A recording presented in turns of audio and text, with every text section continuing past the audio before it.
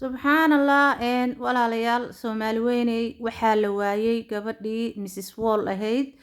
mrs wall oo tiktoka caanka ka ahayd ayaa la la-yahay waxaa ugu dambeysaa la yiri xalay maqribkii hooyadeed ayaana baadigoobeysay oo maaragtay qaracansan hooyo waa taqaaniin waa beer wax dhalay waxa weeyaan hadday xunta iyo hadduu fiican yahay qofka ayada ayaa dhashay marka walaalayaal hooyadaas oo masaakiinta oo gabadheedii ugu dambeysay xalay maqribkii ayaa raadinaysa runtii habina waxa ay tiri gabadha ayadana muqdisho joogto tiktoka ka ah caanka ayadana habi axmed in la dhahan jeclahay baa waxay tiri xalay maqribkii ayaa iigu wardambeysay wayna iga tagtay marka ilaahay ha soo nabad aruuriyo runtii macadow kala gacanta ku dhigay dad badan oo ciil cunay kolley oo maaragtay muxuu ahayd car Soomaali imo waan daawan jira dhahaya oo komitiyada ugu qorayaan car Soomaali imo car cagta soo dhig car Muqdisho imo car sidaan yeel kuwa dhahayo waa daawan jirno dhig jirno talow maxay ka rabaan ileen TikTok waa laga buuxaa balaay isqaawinays kullu way ku jiraan qofka ilaahay ha soo hanuuniyaa la dhahaa dad baa dhalay ilaahay subxaanahu wa ta'aala ayaa hanuunka iskale qofka waa loo duceeyaa maahane lama habaaro cadowna laguma noqdo muxuu ahayti caan qofka hadduu noqdana horta balaayaaba daba dhigataba toosh meeshay gashaba toosh ayaa laga daba qaadanayaa marka hooyadaas dhashay mrs sol waa ka xumahay hooyo ilaahay kuusoo nabad celiyo gabadhaadii walaahi runtii waa wax laga naxo gabar aad dhashay oo kuugu dambeysay xalay maqribkii xalay oo dhan ilaa maanta oo dhan waa la baadigoobayay ninka la yiraahdo Idris Beebana wuxuu dhahay runtii hooyada way ila soo hadashay waxay tiri gabadheydii waa aan weysanahay wuxuu yiri gabadha la raadiyo runtii qofkii meel ku soo sheegana commentiga ha iigu soo qoro marka runtii ilaahay horta soo badbaadiyay balse laakiin dad ku hanjaba waa arki jiray muxuu ahayd TikTok oo dhahayaan commentiyo intay soo qoraan car imo Muqdisho hadaa timaada hadaan lagu weyn hadaan laga dhicin hadaan muxuu ahayd boqol Muqdisho joogto oo TikTok galo oo isqaawiyo oo asturan intaba way ka buuxaan de ilaahay baa hanuunka iskale waxaan laga yaabaa adiga saas dhahaya inay jannada ka horgashaa laga yaabaa qofka bilaadanka waxan laguma nusbeeyo runtii waa loo duceeyaa lama yiraahdo maaragtay muxuu ahayd sidaanay samaysay iyo kanay samaysay runtii walaahi mrs wall ani markaan maaragtay arko gabar iska qalbi saafiyo waaye qofkan bilaadanka waxaas uu sameynayo iyo qalbiga horta ilaahay baa daalacana laakiin mararka qaar markay hadlayso ama ay ka sheekeynayso bal ani waxaan bisleeyahay dadka waxayba dhaantaaba dadka caayo oo daba dhigto oo beenta ka sheego oo xanta miiran oo dadka isku diro oo hudhudka ah ayaa maaragtay yaaba ka darana aniga aaminsanahay because qaladka iyada qofkan uu galayo waa qalad ilaahay laga galay iyo qalad aadana laga galo ilaahayna qaladka aadana aan ka gasho kuma cafinayo because qof aadan aqoon ku maagin ayaad maagaysaa waad caayaysaa waad aflagaadeynaysaa dee taas ilaahay uu kula xisaabtamaya laakiin ilaahay dambiga ka gashay ilaahu tooba mar dambe uma laaban hadaa tiraadid ilaahay qafuur shakuur waaye adigu janno iyo naarna uma haysiin markaa leediin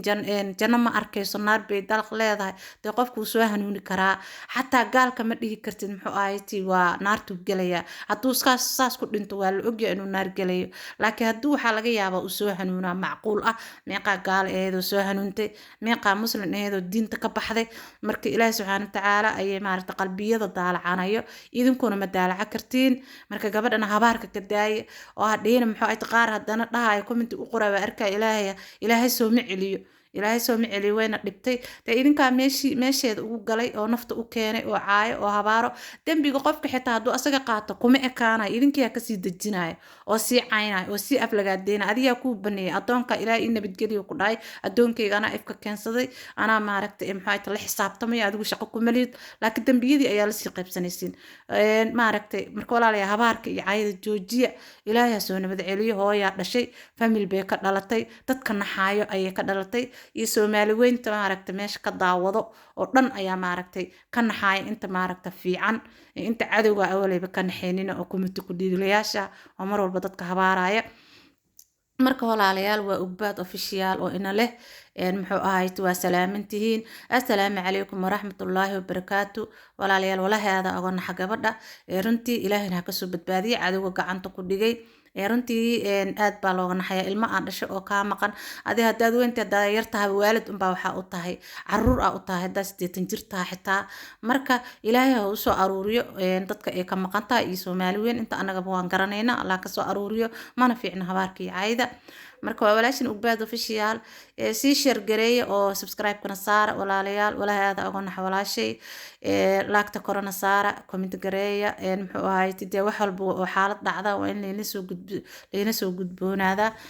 ayni soo gudbiyaa marka walaahi hadalka xitaa maan qaanaada u naxay runtii Idris Beba hadda daawaday oo dhahayo gabadha sida ugu dhaqsiyaha badan halayla soo socotiyo hooyadeed way waa wareysatay hooyadeed way ooynaysaa waxay leedahay gabadhaydii ayay leedahay waana dareemi kartiin qof oo waalid ah oo ilmo ka maqan yahay oo maarad gabadheedii ay ka maqan tahay dee wixii afduubta ilaahay ha kasoo dhigo ayaan leenahay muqdisho waxaa waaye waa iska xaalad badan tahay runtii arinteeda faraheeda lama geli karo marka gabdhahana waxaa u sheegayaa ilaahay horta soo badbaadiya hadayba kasoo badbaaday iyo gabdhaha joogo dhan badda sida xun ugu dabaalana runta iyagana wax fiican ma ahan oo qaawanaanta maaragtay dee ilaahay raali kama ahan jirkiina ina asturuntiin isku daya fiidiyoyada xunxun waxaa la inkaga duubanaya waa waxaas adigoo surweel wadato adigoo maaragtay meel ammaana joogin adigoo maaragtay dee ilaahay subxaana watacaala ku kibraysid koonkiisa dee adduunku wax ka xun ma lahan ma garatay ilaahayna wuu ku caroonayaa dembigeena dembiga waalidkeenana ilaahay ha cafiyo walaalayaal adduunaa la joogaa adduunkaana karfan cad unbaa laga qaadanayaa hees iyo meel wax lasoo istaag iyo dhuqdhuq iyo waxaas waxba ma taraayaan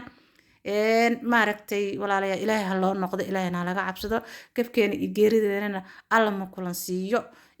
janatal firdowsa noo ballana insha allahu tacaala walaalayaal walaa aada oga naxay waa dareemi kartaa ilaa qofka wuxuu rabaa ku jiro balse laakiin waalid waa waalid mar walba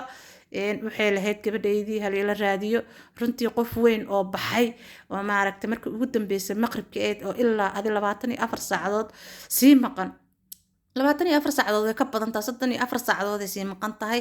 oo reerihii iyo faamiladii laga raadinayo oo muqdisho meelihii ay taagneed oo taqaanay laga raadinayo dee kolley ma aqaano ilaahay baa garanayo horta waxaa afduubtay allahu aclam allah ilaahay baa ku shaqale anagu garan mayno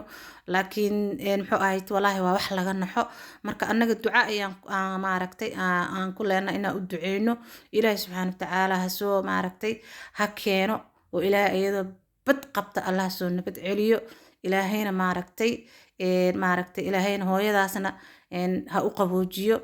wadnaha iyo beerka hooyo ilin ka socoto waxaa waaye waa dareemi kartaa hooyada inay oyso ma jeclid ha ku farxina gabadha maqan ilaahay baa hanuun kale adigu hanuun uma haysid waxaa tiraahdaa ilaaho hooyadan usoo celi ubadkeedii maaragtay ka tagtay xal ugu dambeysa maqribkii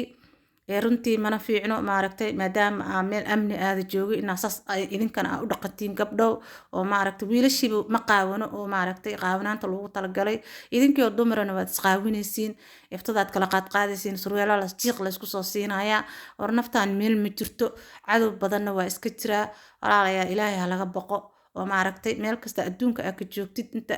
inta ifka aa saaranta waxaa ku wanaagsan inaa maaragtay aad asturnaatid oo ceebka dhowr aa noqoto ceeb waa lagu sameynaa mar social media hadaaba taagantaa laakiin waxbay ka darantaa haddaad timahaaga qaawisid futadii qaawisatid niikisid maaragtay sanka kasoo gelisid futadii xabadka kasoo gelisid fiidiyo xun lagaa qabto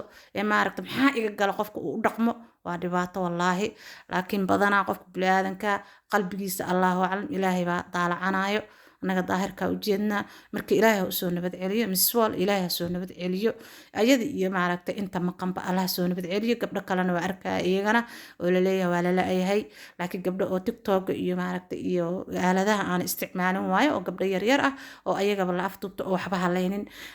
dadkii oo niikina maxaa moodee dad guryahooda joogaaba la afduubanayaaye sheekada hindida meesha ka bilaabato wallaahi waa qaracan marka ilaahay naga qabto hindida maaragtay qofku markuu caan noqdo ama maaragtay uu meel soo istaago waxaa waaye laadariina dafaayaan filmaantii oo caadiya aa ka socoto muqdisho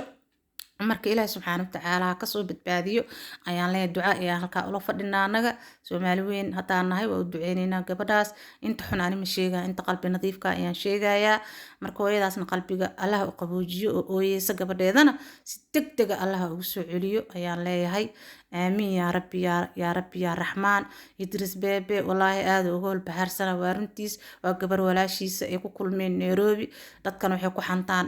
xiriira ka dhaxeeyo dee labada qof xiriir waa ka dhaxeey karaa way isguursan karaan waa maaragtay walaaltinimo ka dhaxeyn karto ilma adeeray noqon karaa dad walaalay noqon karaan idinka meeshaas unbaa ka aragtiin waa iska dambaabaysiin marka hadday maaragtay xiriir xitaa dhex maro oo xitaa uu guur ahaan oo xitaa uu guursado dee waa wiil waa gabar gayaankiisa ma garateen marka walaalayaal dembigana la iska daayo